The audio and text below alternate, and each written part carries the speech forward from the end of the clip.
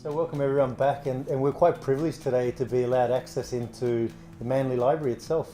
And I'm here with John. How are you, John? I'm good, Hugo, thank you. Yeah, good. John's the local history librarian. That's correct, yes. Yeah, which is incredible because obviously being Etch being focused on real estate, John's just touched on the evolution of Manly, and we might touch on that shortly. But with regards to the library, so there's free internet, free Wi-Fi, there's facilities that are opened up now with regards to digital books as well, you were saying? You're right, we're into all these things now. We've got the free Wi-Fi, you see, which is very popular. Yeah, I bet. And the e-books and electronic databases, all these things are coming on. So if you have a library card, you've got access to all those facilities, yeah. Oh, that's nice.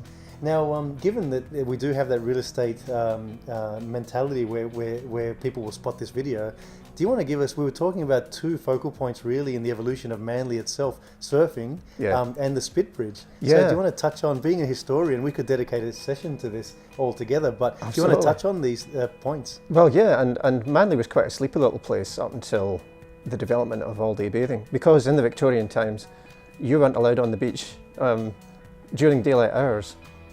And people got a bit fed up with that, and protests kept happening, and eventually by about 1905 the government caved in and you were allowed on the beach during the daytime in a bathing costume, which seems only sensible nowadays. Right. And of course, as soon as that happened, the Corso developed into this big strip where people were able to come and get a meal and soft drinks and so on, and the town just mushroomed, and housing grew up all along Sydney Road all the way out to the Spit. And then in the 1920s, the Spit Bridge opened, and that meant that people had direct motor access to Sydney, where before they'd had to go a really long way round. Yeah. And that meant that Seaforth and Balgowlah all grew as suburbs. The trams were running along Sydney Road as well, so you had tram access to the city and bus access as well. So those two things really led to the growth of Manly as the suburb that we have today. Wow.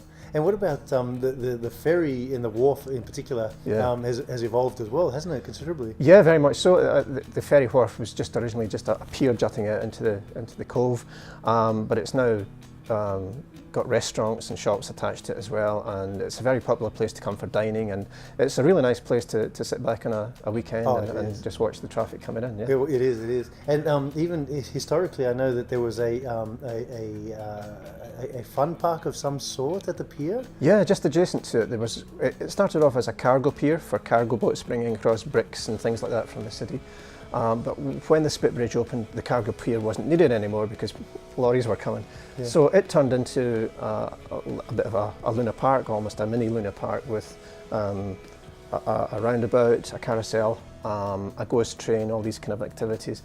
And there was also attached to that, there was like a miniature aquarium with sharks and things like that as well. Oh wow, that's fantastic. And it looks as though the library really does touch on all generations. So there's a beautiful kids section downstairs. Sure, I mean we have babies coming in. We have a special baby bounce session for the like babies from 3 months upwards. Yeah. And then we have things like the genealogy sessions, which appeal to the older residents of Manly, where they can find out their past and their family trees. Yeah. Wow.